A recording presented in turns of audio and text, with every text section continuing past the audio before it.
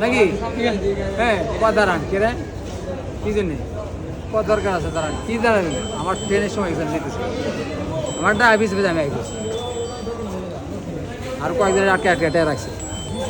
এটা কাজে এটা ভাই এখন করা কি আছে এই কথা আমি এই তো কইতাছি টাকাটা আমরা চাই সরকারের পাক টাকা কিন্তু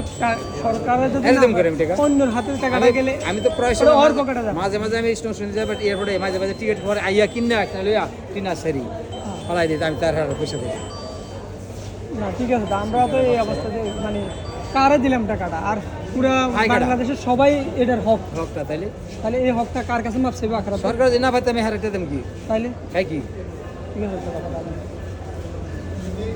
এই রেলের এই অবস্থা বর্তমানে রেলের যত ছোট বড় সব জায়গায় সব ছোট বড় যারা আছে, কেডা চালাইবে দেশটা সবাই। আর কেডা কি করবে? সবাই